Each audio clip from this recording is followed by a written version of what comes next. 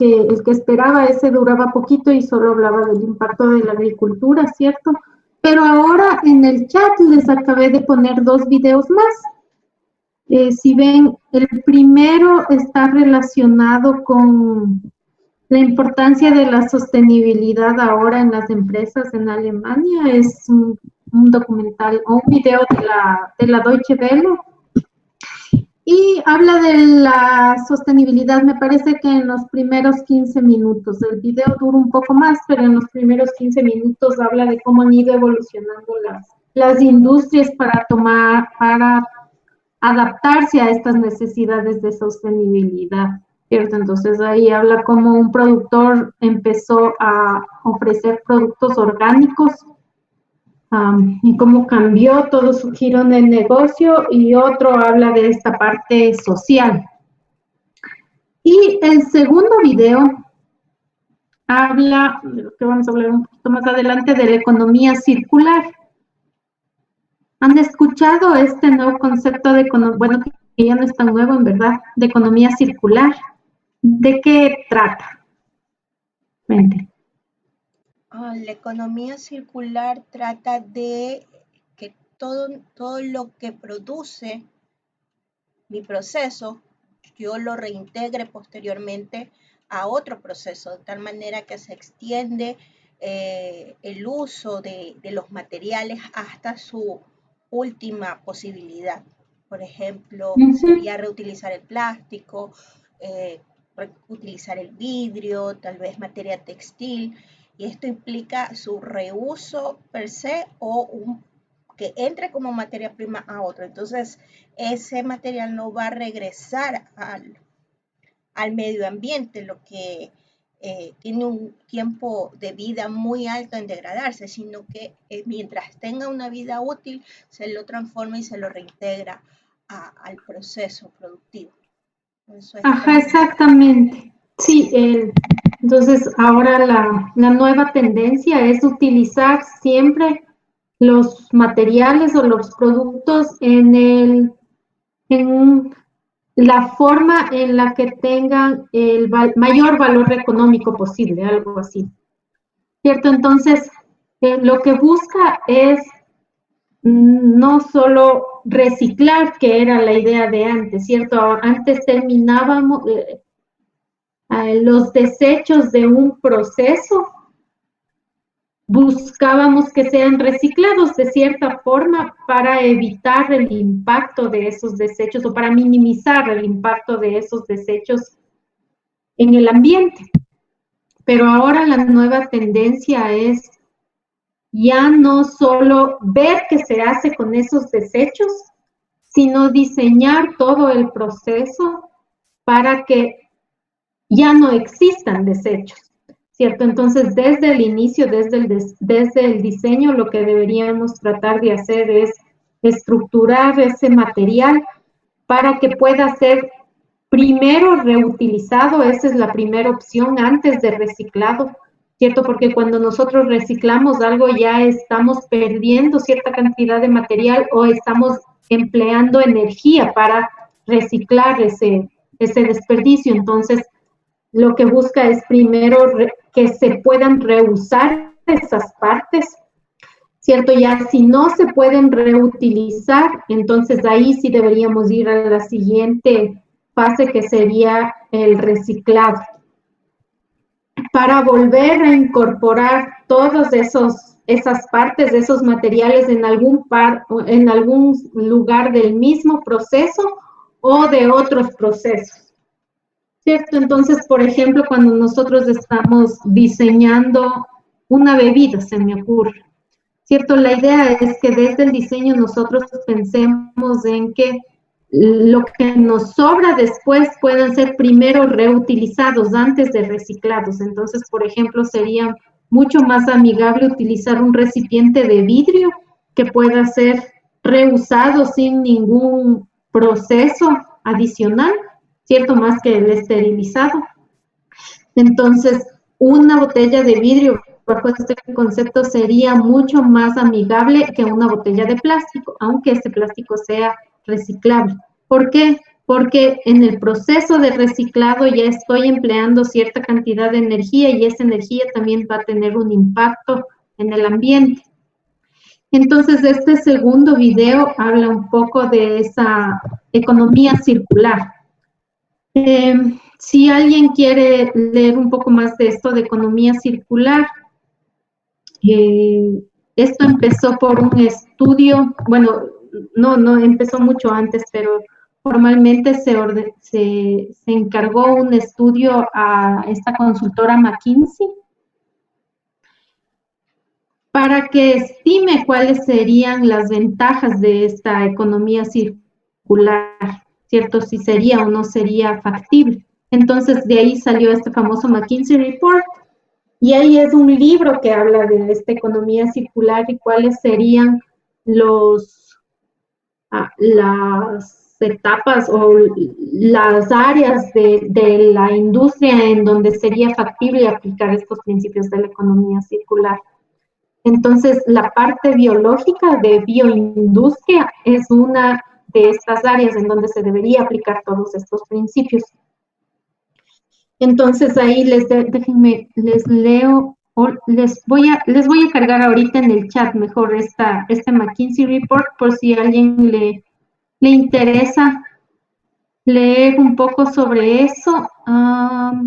Déjenme ver si lo encuentro.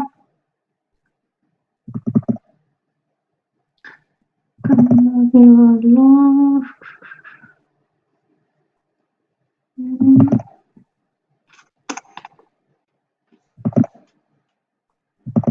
Aquí está.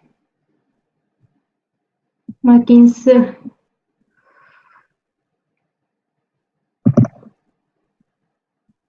Me parece que no tengo el reporte completo, pero está la sección 2, que es la que está relacionada con esto de la bioindustria. Sí, entonces... Una pregunta, doctora. Ajá.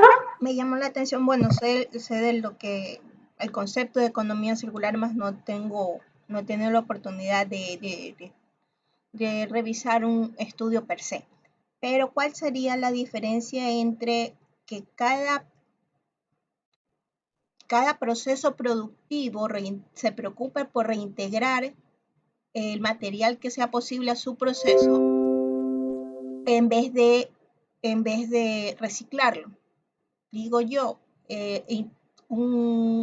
integrar una red de reciclaje y de allí redireccionar la materia que podría ser reutilizada, ¿no sería más barato y menor el impacto que si cada proceso productivo se preocupa por estar retornando el material que pueda reutilizar? La idea es que cuando nosotros reusamos algo, no hay un proceso que no es un proceso tan demandante de energía que cuando nosotros reciclamos algo. Porque cuando reusamos algo, no existe un cambio en las propiedades de ese elemento, ¿cierto? Imagínense una botella, ¿cierto? Entonces, cuando yo reuso la botella, no tengo que cambiar la estructura de esa botella de vidrio. Sí, en cambio, cuando yo reciclo el vidrio, tengo que volver a generar la botella. Y entonces, ese proceso ocupa más energía que solo reutilizar.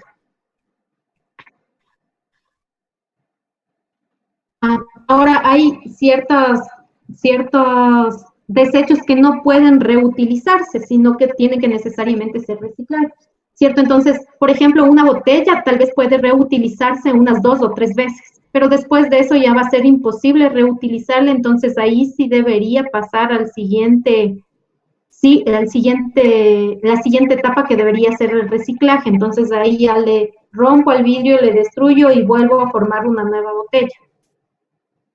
Esa es la diferencia. Ahí les envié un poco este McKinsey Report y es bien interesante porque, como les digo, esto implica no solo pensar en que ya tengo estos desperdicios, y como tengo estos desperdicios, tengo que buscar qué hacer con estos desperdicios para evitar mandarles al ambiente, sí, sino que implica pensar desde el diseño cómo estructuro mi proceso para que al final no tenga que preocuparme por los desechos, para que no existan desechos o minimizar la producción de estos desechos. Entonces, creo que por aquí tengo otro, déjenme ver, otro documento que habla también, es un pequeño escrito que salió en Nature sobre esta economía circular. No es un paper, sino es solo un resumen. Entonces, por ejemplo, ahora, ¿qué es lo que están haciendo las industrias de autos? Entonces ya no están pensando en vender el producto, sino en vender el auto y una vez que sale de sus instalaciones ya no se ocupan de ese auto, ni de los desechos, ni nada, sino en alquilar el auto, ¿cierto? Entonces ellos proveen el servicio del auto, igual para las luces. Ya no piensan en vender los focos, sino en proveer el servicio de iluminación. Entonces, de esa forma, ellos diseñan el producto para que una vez que termina ese uso del producto, ellos vuelven a hacerse cargo de ese activo y saben cómo recuperar todas las partes, ¿cierto? Entonces, me parece que era Toyota. Diseñaron el auto para que sea usado por 3 o 4 años. Cuando deje de usarse, regrese ese auto a la fábrica y ellos saben cómo desensamblarle y volver a reutilizar las partes utilizables sin necesidad de que ese auto sea chatarra, sea convertido nuevamente en acero y vuelvan a moldearse las partes. Sí, entonces, por ahí va ahora esta idea. Están haciendo eso en autos, como les digo, en iluminación también. Entonces, ahora los que producen los focos ya no piensan en, bueno, hago este foco y le vendo al consumidor y después el consumidor, que ya es el dueño de ese activo, entonces se acaba la vida útil de ese foco y él ve cómo se deshace de los restos del foco, ¿cierto? Entonces ahora lo que están tendiendo es a vender el servicio de iluminación. Entonces diseñan el foco de tal forma de que le dan el servicio de iluminación, ¿cierto? Se daña ese foco y ese foco regresa al dueño, que sigue siendo la empresa, y ellos saben cómo desmantelarle el foco, por ejemplo, y solo cambiar este alambrito, que es el que nos da la luz, que se dañó, y pueden volver a usar parte del foco. Sí, entonces así reusan partes del producto sin necesidad de tener que distribuirle, reciclarle, volver a armar el foco y volver a vender el foco. Entonces es una tendencia súper interesante. Como les digo, en la parte de las ciencias biológicas es bastante aplicable, ¿cierto? Y ahí es donde viene toda esta idea del compostaje o de la reutilización de los desechos biológicos que tenemos. Entonces, ¿cómo podemos de eso volver a incorporar al sistema, por ejemplo, de producción de alimentos, sin necesidad de que se vaya al basurero y después vaya al botadero y ahí termine su vida útil? Pero bueno, ahí les dejo entonces estos 2 PDFs y estos 2 videos para que los lean y los vean en esta semanita, para hablar sobre eso la semana que nos volvemos a ver. Pero ahora sí, sigamos entonces, ¿no es cierto? Déjenme, empiezo a grabar nuevamente. Esto, ¿cómo grabo? A ver, grabar y compartir.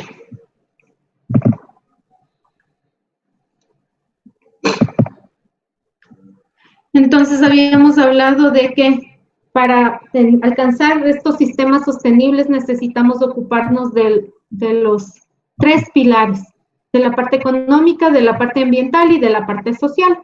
Entonces, ¿qué prácticas se pueden implementar para lograr alcanzar esta sostenibilidad. Ahí tenemos, ¿cierto? La primera es reportar y transparentar la información, tanto en los tres campos, ¿cierto? En la parte económica, por eso ustedes han visto que muchas empresas publican sus balances económicos, ¿cierto? Para que sepa todo el mundo cómo está la empresa. Pero también va a ser reportar la información de los impactos que están teniendo a nivel ambiental o a nivel social. Sí. Luego, implementar estos sistemas de gestión que existe, por ejemplo, en la parte ambiental, serían las ISO 14000 que están relacionadas con la parte ambiental, las de ISO 18000, ¿cierto? En la parte de trabajo.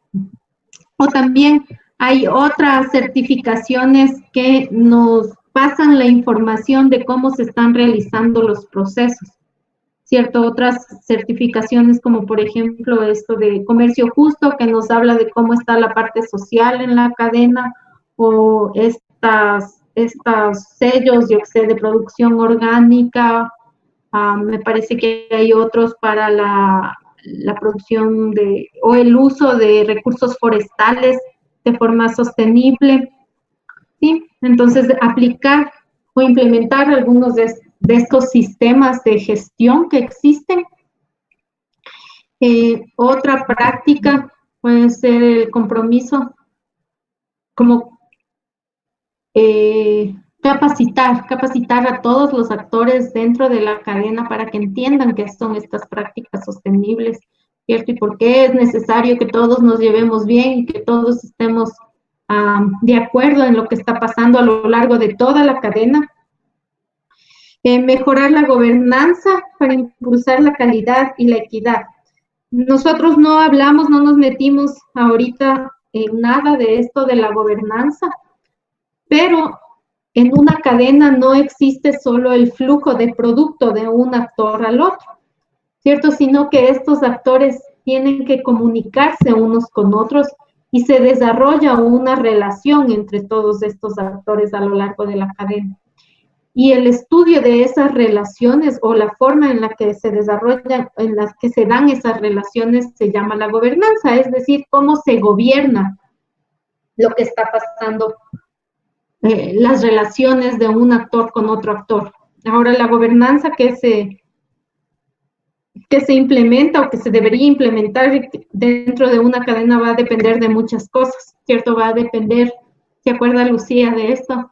La gobernanza depende de qué tan complejas son las transacciones, por un lado, ¿cierto? De qué tan fácil es estandarizar las transacciones y de cuál es la capacidad de los productores de materia prima dentro de la cadena. Entonces, de acuerdo a estas características, empiezan a darse diferentes relaciones dentro de la cadena, también de qué tanto poder tengan ciertos actores dentro de la cadena versus otros.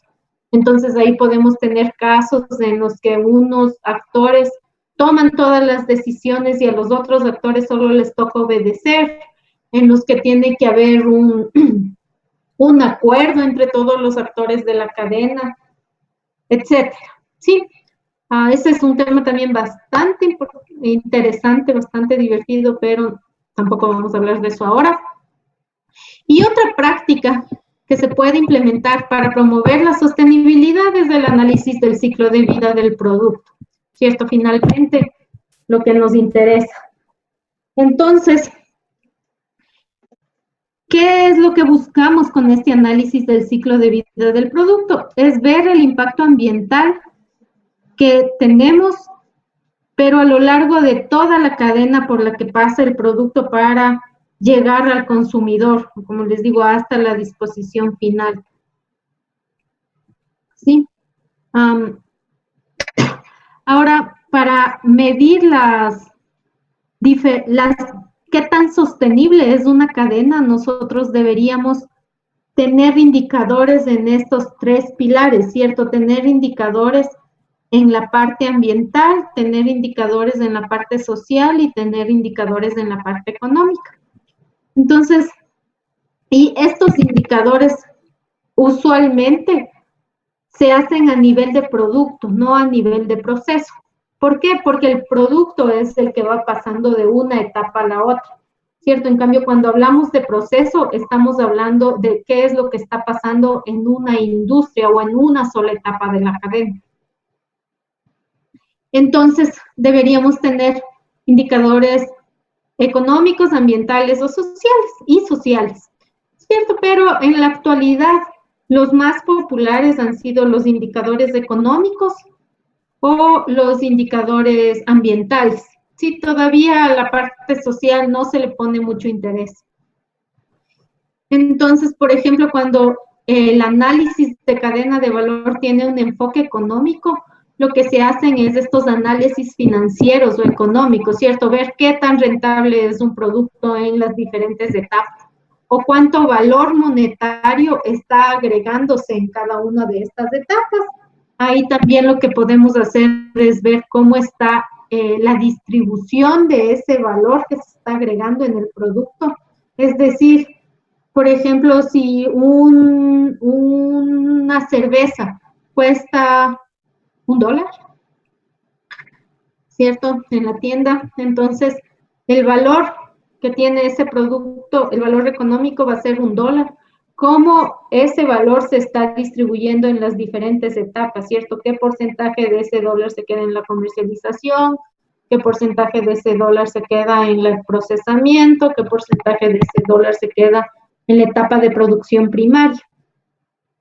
Entonces, de estos análisis se centran en la parte económica y tal vez un poco en la parte de equidad, si ya vemos el porcentaje del margen de ganancia, de valor que se está quedando en cada etapa. Pero digamos que eso es más centrado en la parte económica. Pero ahora cuando hablamos de la parte ambiental, si ven en esta segunda o tercera columna sería, en cambio ahí la herramienta que podemos utilizar es el análisis del ciclo de vida o Life Cycle Assessment. Sí, también se puede hacer un análisis de los costos en cada una de las etapas y esto sería desde el punto de vista económico también. Sí, o también cuando estos análisis son puramente ambientales, tenemos algunas metodologías que podríamos hacer, ¿cierto? A nivel de producto podemos ver aquí la huella ecológica, ¿cierto? Qué tantos recursos se han utilizado para producir una unidad. Y vamos a ver que estos indicadores pueden salir también del ciclo de vida del producto, que es bien interesante, bien chévere, gracias a CIMAPRO. Hay otro, de lo que estaba buscando, hay también otro software que ayuda a hacer análisis de ciclo de vida que se llama Gavi. Sí, pero ese no he tenido oportunidad de utilizar. Ahora, este análisis también se puede hacer a nivel regional, ¿cierto? Si lo que queremos ver es cómo están estos aspectos para, yo qué sé, en el Ecuador, si estamos hablando, yo qué sé, del banano en Ecuador o de la producción de medicinas en Quito, cosas así, ¿cierto? Ya sería más a nivel regional. Bueno, pero ahora en lo que nos vamos a enfocar entonces es en este aspecto ambiental de la sostenibilidad. ¿Sí? Entonces, ¿qué es este análisis de ciclo de vida del producto o Life Cycle Assessment? Entonces, lo que tratamos de ver aquí es cuál es el impacto ambiental por producir algo o por prestar cierto servicio. ¿Sí? Trata de ver el nexo entre los recursos que se emplean y las emisiones o desechos relacionados con el proceso empleado.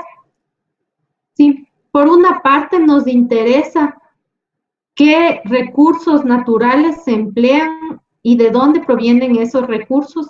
porque cuando entramos en un proceso productivo va a importar si esos recursos son renovables o no renovables, ¿cierto? Cuando estamos usando recursos no renovables, estamos reduciendo la cantidad de recursos disponibles. Y por el otro lado, también vamos a ver a las emisiones y los desechos, porque esos son los productos que no desearíamos tener y verter al ambiente o emitir al ambiente. ¿Cierto? ¿Por qué? Porque pueden destruir a los ecosistemas. En un análisis de ciclo de vida del producto, entonces analizamos por un lado qué materia, la materia empleada y cómo es el flujo de esta materia a lo largo de las diferentes etapas del producto, y también el uso de energía en los procesos de transformación, ¿cierto? Entonces, como ustedes ya se imaginarán, lo que es necesario es hacer cálculos para los balances de materia, ¿cierto? Cómo va fluyendo la materia para elaborar una unidad funcional de un producto o servicio, que ya vamos a hablar de qué es esta unidad funcional, o cuánta energía se requiere para hacer esta unidad funcional. Y también vemos cuáles son las externalidades, o sea, cuáles son las consecuencias, ¿cierto?, de elaborar esta unidad funcional, aunque esto no tenga un costo directo para la empresa, ¿cierto? Estas externalidades son los flujos que vertemos o los desechos que vertemos al ambiente, aunque no tengan un valor económico negativo, ¿cierto? Por ejemplo, una externalidad de un proceso puede ser que genera ruido, ¿cierto? Esto no tiene una significancia negativa económicamente para la empresa, sin embargo, está alterando el ambiente. Sí, e igual con otras cosas, ¿cierto? Con la emisión, yo que sé, de la lixiviación de productos nitrogenados, la contaminación de las aguas. No se cuantifica cuál es el efecto de estas cosas, pero tienen un impacto negativo en el ambiente que no está incluido dentro del precio de ese producto, ¿cierto? Yo cuando compro una botella de Coca-Cola, no estoy pagando por el impacto que va a causar esa botella de Coca-Cola. Yo no estoy pagando porque ese envase plástico va a contaminar después del río o un mar, no estoy pagando por las emisiones que se produjeron cuando se produjo esa Coca-Cola. Sí, pero la idea es cuantificar todas esas cosas en este análisis. Entonces, aquí vemos otra imagen del ciclo de vida del producto, ¿cierto? Es ver cuáles son los recursos que ingresan en cada una de estas fases y cuáles son, cómo es el flujo de la masa y de la energía, ¿cierto? Y además, cuáles son las emisiones o los sólidos que se producen en cada una de estas etapas. Ahora, en estas etapas no se incluyen únicamente las etapas de producción, ¿cierto? Dentro de estas etapas de producción estaría el desarrollo del producto, el aprovisionamiento de las partes, la producción de la materia prima, la producción y el transporte.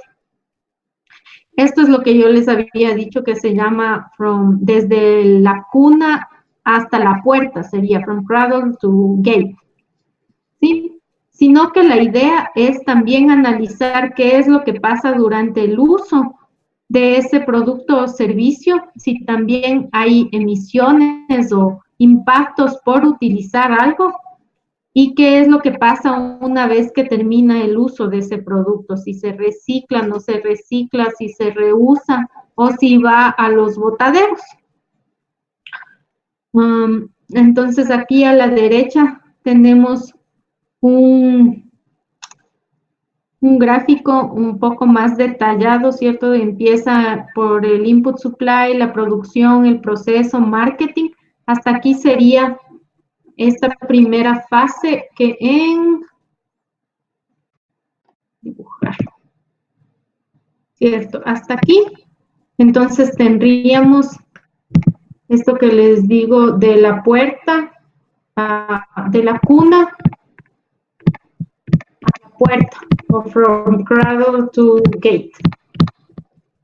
Y esto es importante porque en CIMAPRO nos permiten hacer solo una parte del análisis del ciclo de vida, ¿cierto? Que sería este, que le llaman assemblies, o como la parte de ensamblaje o montaje, sí, pero un ciclo más completo incluiría el análisis de esta parte de uso, ¿cierto? Por ejemplo, no me acuerdo si les dije en este ejemplo de cuando si yo quiero analizar el ciclo de vida de una cafetera, no es suficiente analizar todas las emisiones que yo tengo hasta que esa cafetera llega a ser adquirida en alguna tienda, sino que también tengo que analizar qué es lo que está pasando cuando se está usando esa cafetera, ¿cierto? Cuánta energía se está consumiendo, qué materiales se está usando. Si yo tuviera que reparar algo, por ejemplo, pensemos en la vida útil de un auto, ¿cierto? Es una de las emisiones que se producen hasta que llega a ser comprado por el consumidor, pero el mayor impacto se da en el uso de ese auto, ¿cierto? En los 10 años que usamos del auto, que nomás tenemos que usar combustible y eso genera emisiones. Tenemos que cambiarle los filtros, los aceites y un montón de cosas que también va a generar emisiones. Por un lado, cuando se elaboran esos productos o esos materiales que necesita el auto para funcionar, y luego cuando se desechan esos materiales, ¿qué pasa cuando tengo que lavar el auto? ¿Cierto? ¿Cuál es el costo ambiental de eso? Y por último, también se debería incluir qué pasa cuando dejo de usar, cuando ya termina la vida útil de ese producto. ¿Cierto? Es decir, ya la cafetera ya no sirve y ahora, ¿cuál es el impacto de deshacerme de esa cafetera? ¿Cierto? No es lo mismo si toda la cafetera cojo y le boto al tarro de basura, como hacemos nosotros, así. Y toda esa cafetera va al botadero, que ya está colapsando, me parece que el Inga está colapsando aquí en Quito, ¿cierto? Y ahí voy a tener una cantidad enorme de lixiviados, de toxicidad de todos los componentes de esa cafetera, ¿cierto? Entonces ahí también voy a tener un impacto. O va a ser diferente, por ejemplo, si yo puedo reciclar o reutilizar ciertos materiales o ciertos componentes de esa cafetera. Entonces no es lo mismo el impacto que tiene, por ejemplo, una cafetera de plástico que una cafetera de metal. ¿Cierto? Imagínense, lo mejor sería una cafetera biodegradable. Maravilloso. Bueno, entonces, en este programa podemos hacer este análisis de la cuna a la puerta, from cradle to gate, o el análisis completo, ¿cierto? Que sería de la cuna hasta la tumba. From cradle to home. ¿Sí?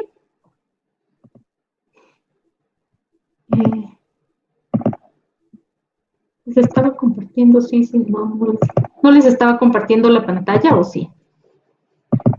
Sí, Sí, ahorita se desconectó. Ahorita, qué bueno, si no ya me asusté, dije yo estaba aquí hablando y yo veía una imagen y ustedes no veían nada.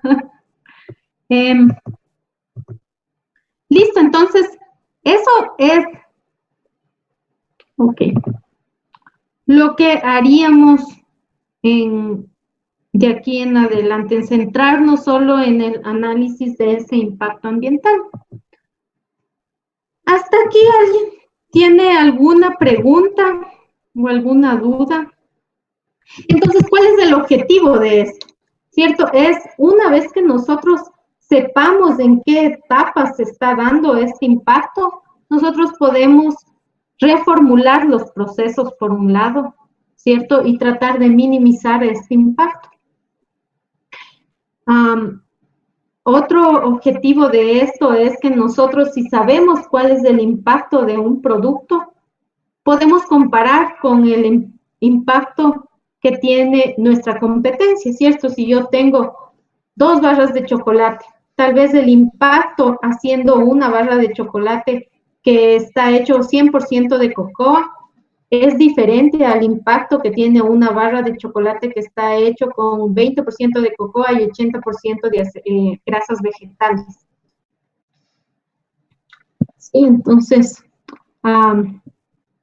y también ahora para cumplir con esta legislación que cada vez es más estricta, por suerte, en el aspecto ambiental, que ya no nos permite, ¿cierto?, hacer los productos como sea, con tal de maximizar las ganancias, sino que ahora tenemos que cumplir con ciertas normas.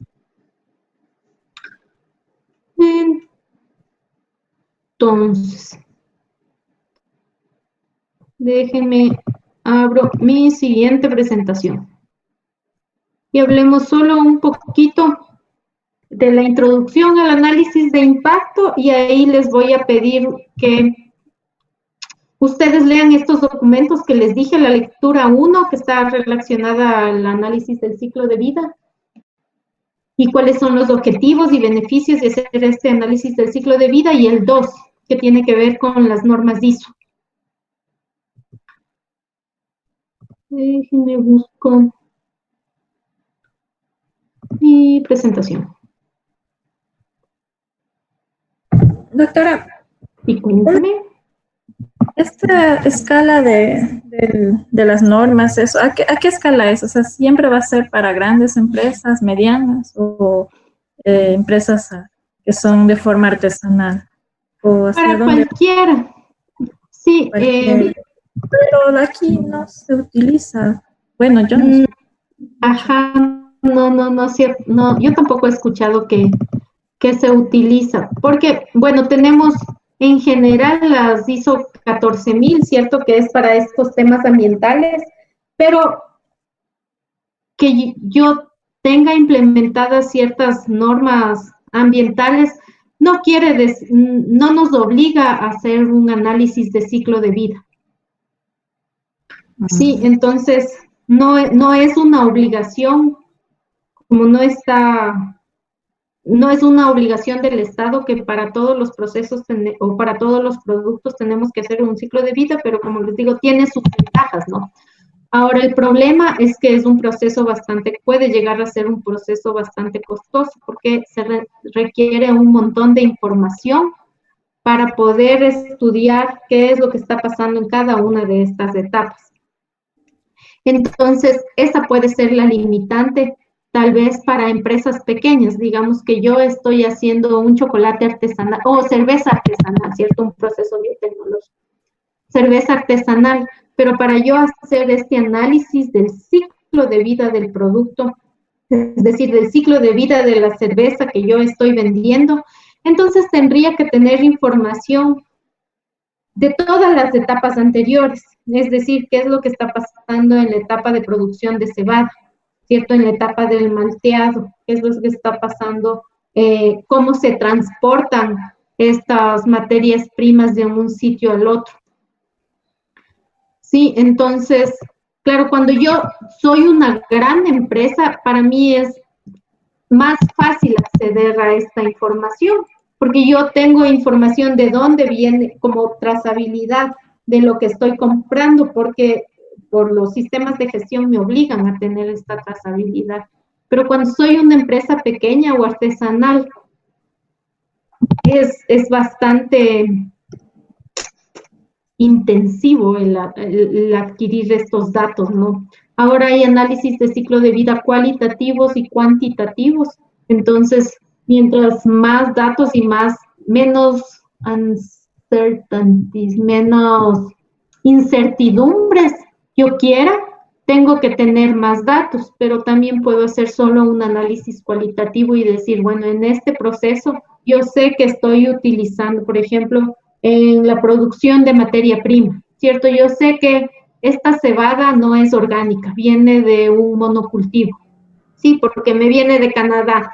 No tengo los números exactos de cuánto se está utilizando, cuánto fertilizante se está utilizando, cómo son las semillas, etcétera, pero por lo menos sé cualitativamente cuál va a ser el impacto. Sí, entonces la profundidad del análisis va a depender de la capacidad de las empresas o de las personas que tengan para hacer este análisis, y vamos a ver que eso se define el objetivo, ¿cierto? En la norma tiene 4 partes. En la primera parte se define el objetivo y el alcance de este proceso.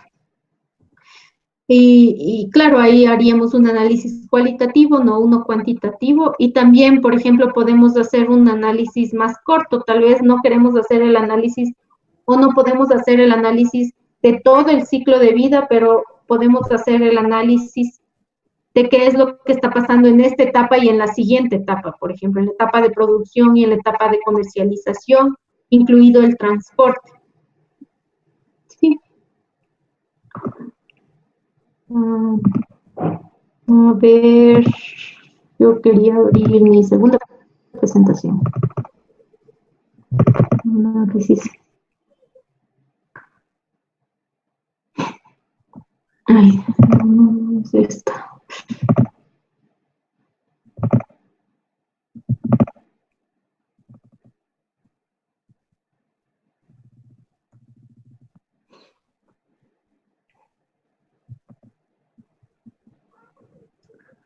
A ver, ahora sí, hablemos por lo menos unos 10 minutitos más y ahí les dejo para que vean esos videos.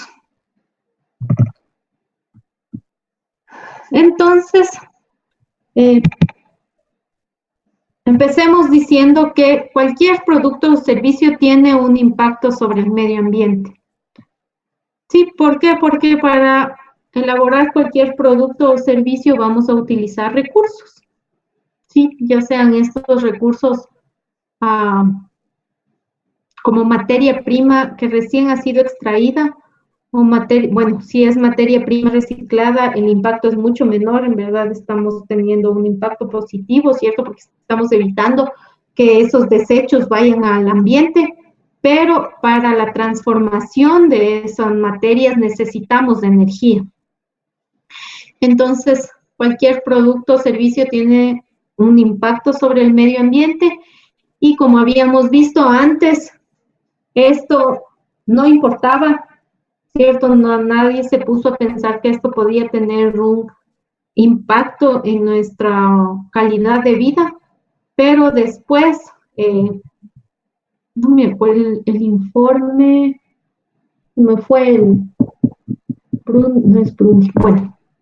Entonces, empieza a hablarse de que algo estamos haciendo mal.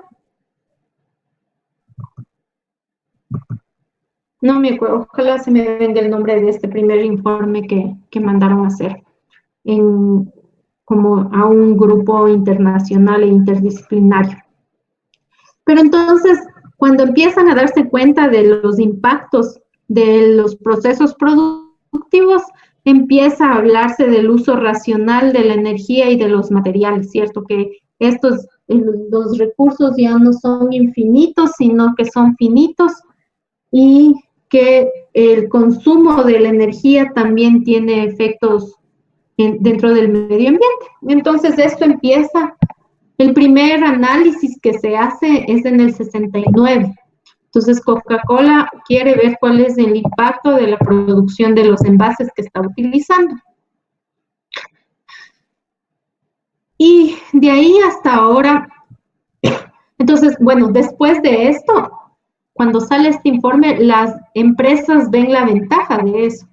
¿cierto? Y entonces empiezan a hacer informes de análisis de ciclos de vida.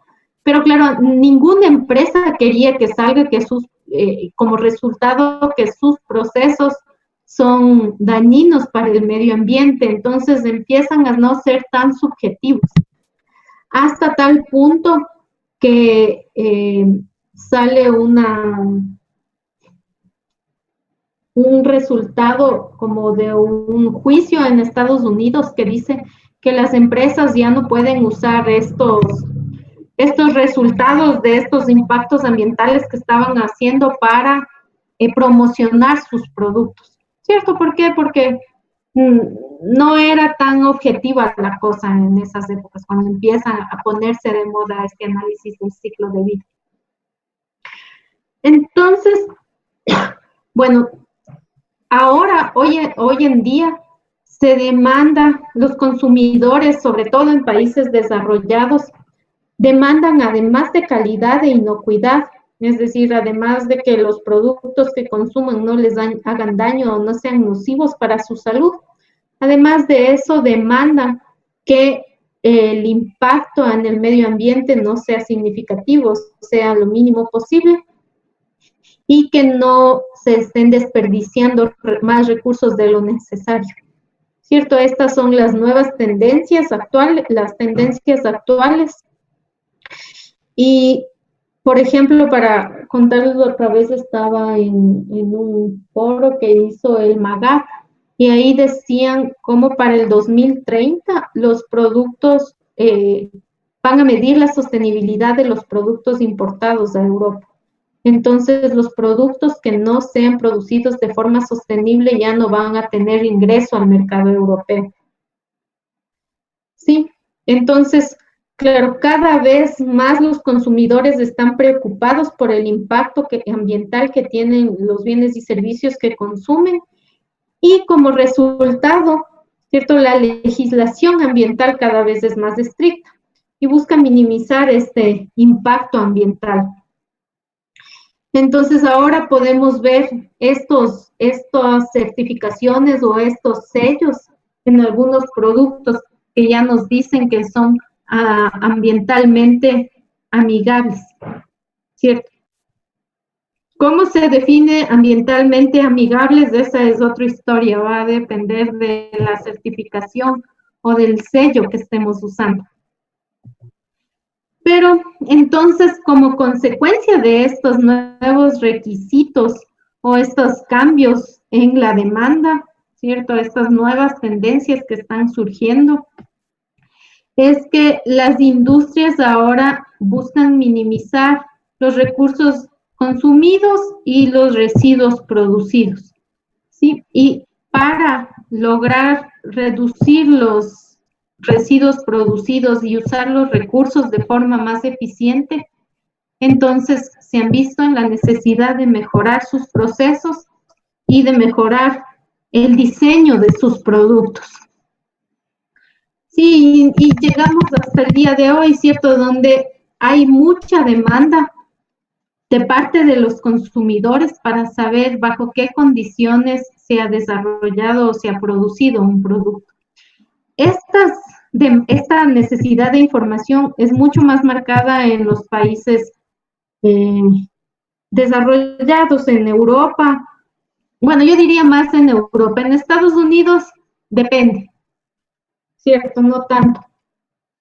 Pero ahora este tipo de información es súper importante en Europa. Incluso, no sé si alguno de ustedes ya ha visto estas aplicaciones en donde ustedes escanean el código de barra de los productos y les sale la información de todos los contaminantes que tiene este producto, ¿cierto? Si es un producto tóxico, si es un producto que atenta contra la capa de ozono.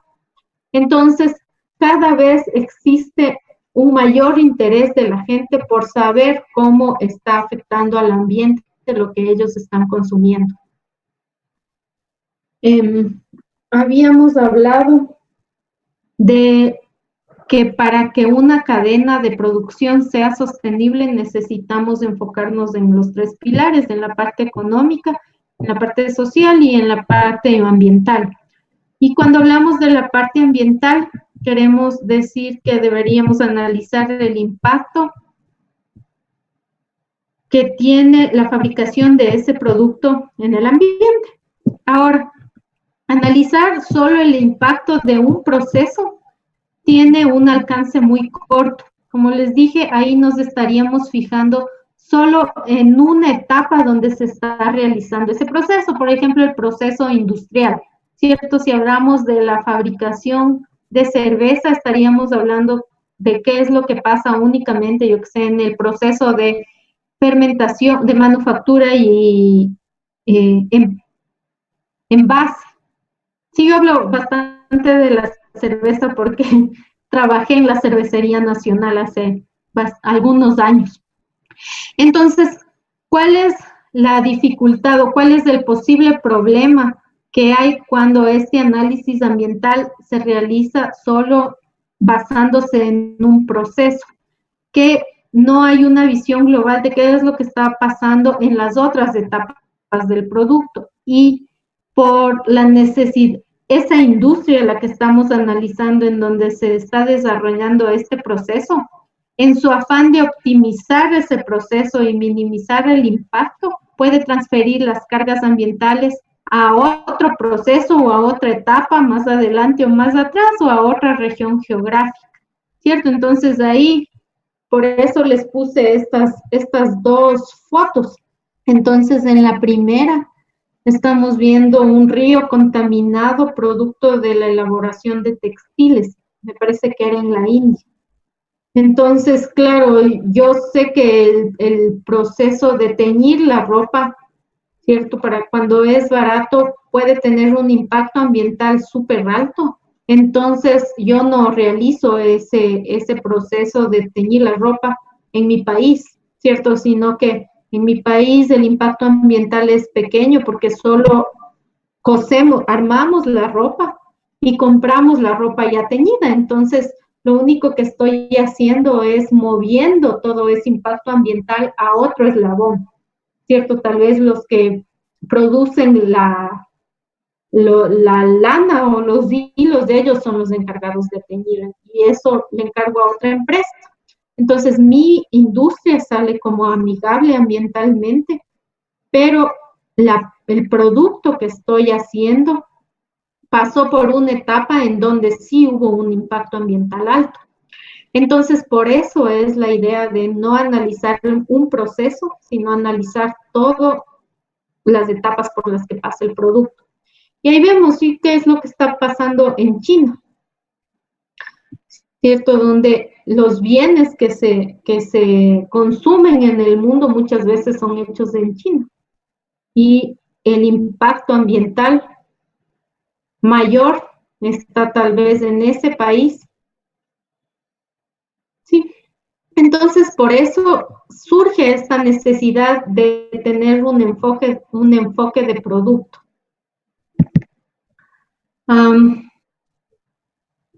Terminemos con esta diapositiva.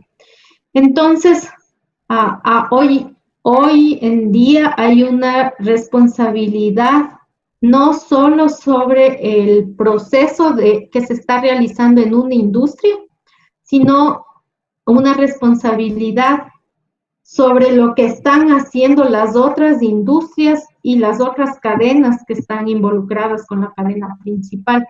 Entonces, por ejemplo, si yo estoy haciendo un producto que utiliza cierto empaque, ¿cierto? Ahora yo ya no soy responsable solo de la cadena que está elaborando este producto, digamos una bebida, sino también la carga ambiental va a sumarse por el proceso que se utiliza para elaborar el empaque en el que estoy empacando esa comida. ¿Sí? Entonces, el impacto, la responsabilidad ahora es en el producto entero, ¿cierto? En todos los componentes que están dentro de este producto, los componentes directos y los indirectos también. Entonces, el concepto de ecoeficiencia es una empresa capaz de ofertar productos o servicios a un precio competitivo, pero reduciendo progresivamente el impacto medioambiental y la intensidad de los recursos. Y ahí debería ser también de las emisiones a lo largo del ciclo de vida. Entonces, como ejemplo, ¿cierto? Aquí les puse otra vez estas dos cadenas. Tenemos la cadena de ropas. Entonces, yo no puedo decir que mi proceso, ¿cierto? O mi etapa de comercialización es súper amigable con el ambiente, tiene mínimo impacto, ¿cierto? La luz que utilizo para mis tiendas viene todo de energía renovable. Las emisiones son súper bajas. Cuando la ropa que yo estoy vendiendo de ese local viene de una cadena en la que tal vez sí hay un impacto significativo. Sí, entonces ya no soy el responsable solo de esta etapa de comercialización, sino también del dónde viene este producto que yo estoy comercializando. Y aquí tenemos otro ejemplo, ¿cierto? Del chocolate, que a mí me encanta. Entonces, tal vez la industria que está elaborando este chocolate, ¿cierto? Que ahí ven cuál es. Entonces, tal vez tiene las fábricas, los procesos en su fábrica son súper amigables, ¿cierto? Tienen una eficiencia energética súper alta, reciclan todo lo que está saliendo como desechos, tienen una planta de tratamiento de aguas maravillosa, tienen filtros para minimizar las partículas que son enviadas al ambiente, pero la materia prima que están usando viene de Indonesia, ¿cierto? Y en Indonesia, para poder sembrar esa palma africana que utilizan en sus chocolates, deforestan o queman las selvas primarias.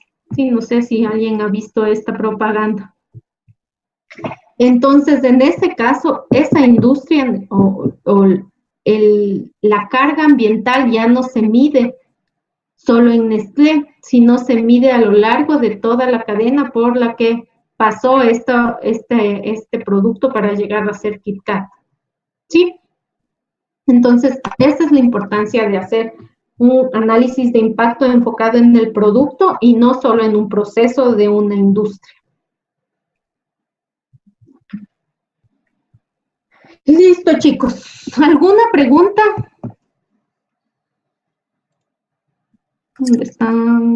No, de mi parte, no. Les pido entonces que por favor vean esos dos videos para ver cómo va esta tendencia ahora en la parte ambiental y nos veremos la próxima semana. Leen los dos primeros artículos, sobre todo la norma que vamos a revisar ya y vamos a ver un ejemplo de todo eso. Sí. Muchas gracias y nos vemos próximo martes. Listo, doctor. Muchas gracias. Gracias, que tengan una buena tarde. Tengan una buena